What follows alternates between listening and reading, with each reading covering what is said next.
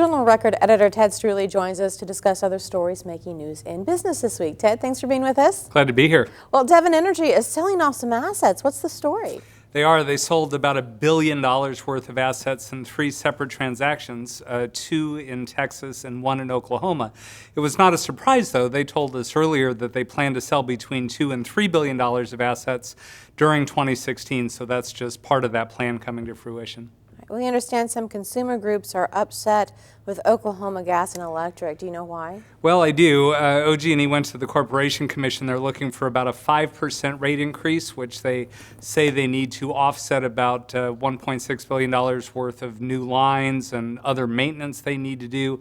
AARP Oklahoma and a couple of other groups are upset about the possibility of that rate increase. They say it, particularly hurts those who can least afford it. Medicaid reimbursement rates are not being cut, but we hear some clinics are still worried. Well, there are some clinics that are still worried. They had their money cut in 2010. They're still kind of reeling from that.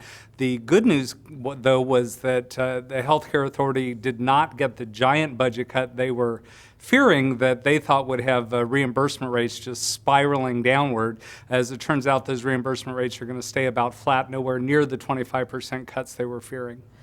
And a lawsuit has been filed in connection with Oklahoma's workers' compensation system. Do you know what's at issue there? Well, attorney Bob Burke, who has successfully challenged several parts of the workers' comp law that was overhauled a couple of years ago, has filed another lawsuit. In this case, he's arguing that state employees are not properly covered under this system and that it exposes the state to potentially huge claims. And is it true that a private prison in western Oklahoma is going public?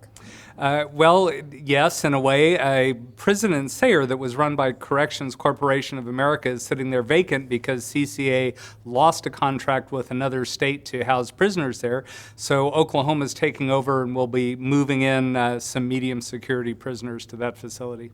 And finally, what are you working on for next week, Ted? Next week, we have a story about the Public Defender's Office. We had a reporter shadow Public Defender Robin McPhail this week to get an inside view of the criminal justice system. We'll have a lengthy story on that next week. Oh, I want to see that. All right, Ted Struley with the Journal Record. Thank you for being with us. My pleasure.